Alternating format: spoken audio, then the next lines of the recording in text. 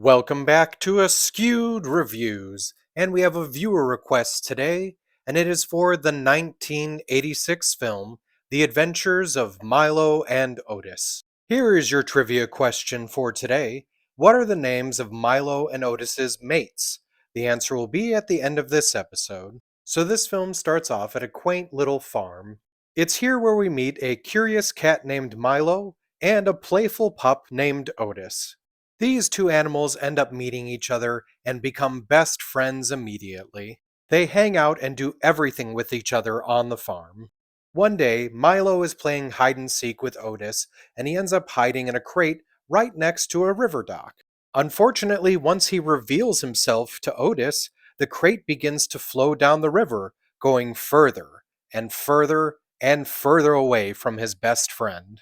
But because they are best buddies, Otis goes running after him and tries to catch up to his friend. Milo and Otis get completely separated from each other, but they end up going on pretty similar adventures, dealing with predators, traps, and of course the harsh winter. So will Milo and Otis ever find each other again? And even if they do, will they ever make it back to the farm? This movie was written and directed by Masanori Hata, who was a professional zoologist. It was originally filmed in Japan, and it actually took 4 years to complete. The original Japanese title for the film was Koreko Monogatari, which translates to A Kitten Story. It was also known as The Adventures of Chitaran. Now, the reason it had that title is because originally the animals were not called Milo and Otis, but Chitaran and Pooh.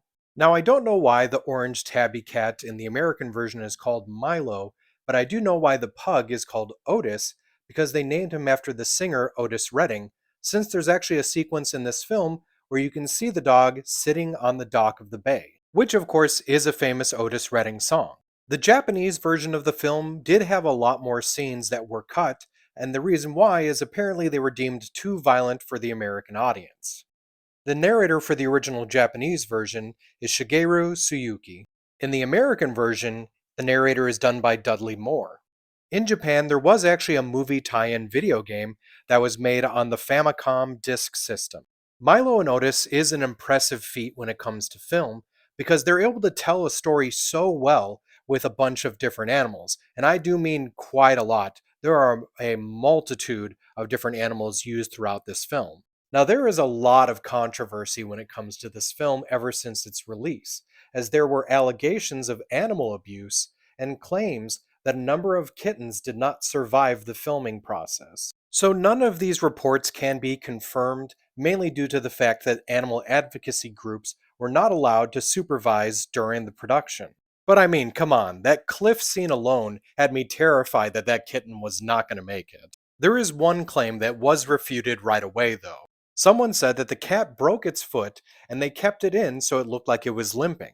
In actuality, they injected a mild anesthetic into its paw to cause the limping for a brief period of time.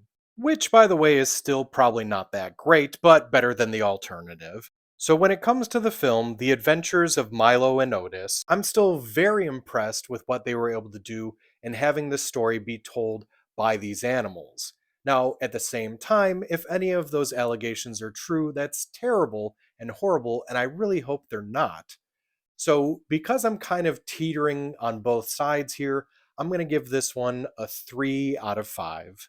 Now, if you did enjoy this film, other movies I recommend checking out are Homeward Bound, The Incredible Journey, Babe, Napoleon, and Benji the Hunted. Now it's time for the trivia question from the beginning of this episode.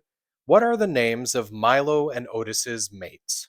So as the two boys are having their adventures, they run into Joyce the cat and Sandra the dog.